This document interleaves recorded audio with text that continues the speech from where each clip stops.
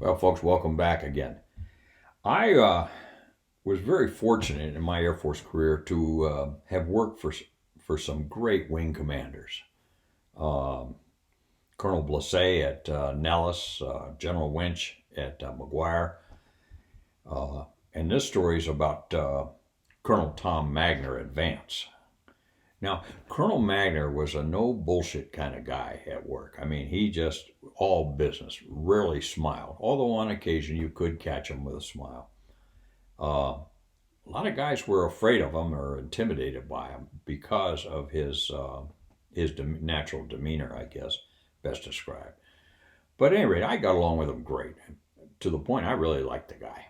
Um, when Don Ross left the Flight Safety Division when he went PCS, he had talked to Colonel Magner about making me the Chief of Safety as a captain.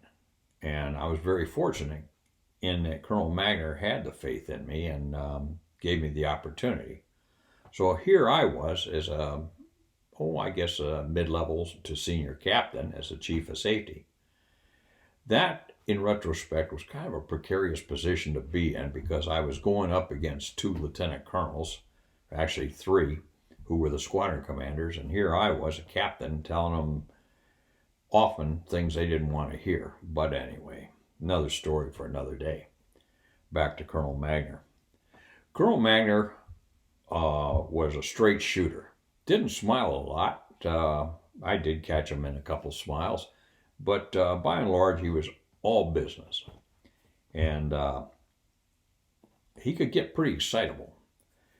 I remember going in to his office one day, and he started on a rant about something or another. I can't remember what it was. I think he probably was chewing me out for something. Could have been, I don't remember. Because I got off track. I started thinking about a couple things as I was watching my ass chewing, if you will.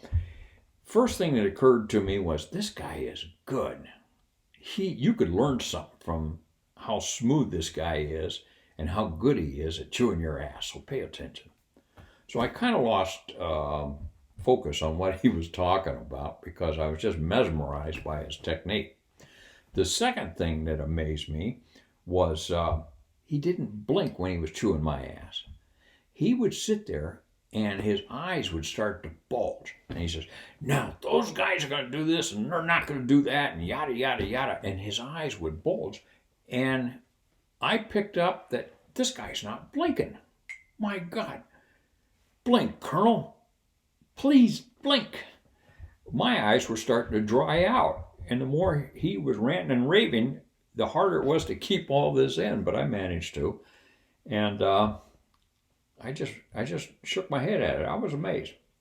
So we had a chief of FCF, a guy named Clyde Williams. Now, I love Clyde Williams. He was a captain's lieutenant colonel, another one that I came into contact with.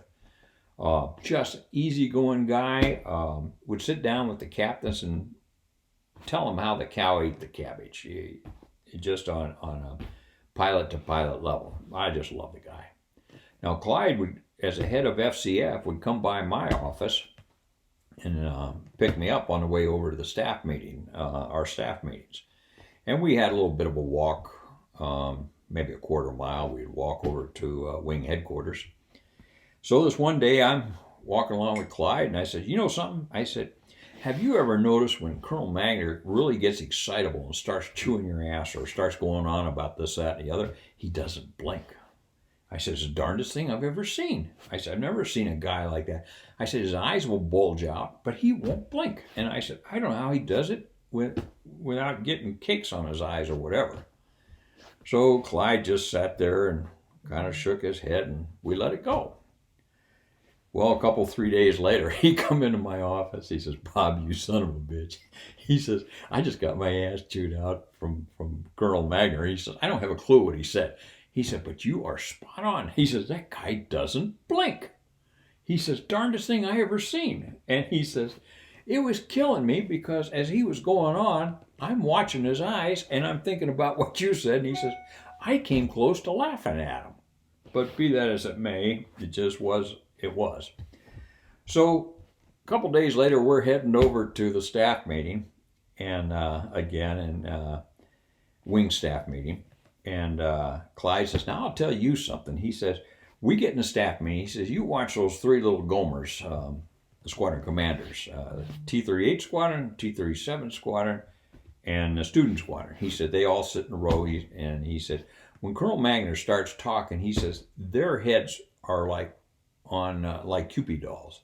He said, they'll get going like this, and then all of a sudden they'll go like this. He said, and then they'll go like this again. So, sure enough, we're in there, and Colonel Magner starts in on one of his tirades, and he says, this wing's going to start doing this, and we're going to start doing this today. Do you understand? All three guys are going like this. And then he says, and we're not going to be doing this, are we? And all three guys are going like that. Clyde sat right across the table from me, and I looked over at Clyde.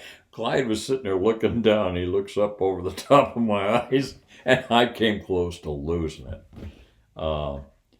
Still don't know what the staff meeting was about, but it was entertaining.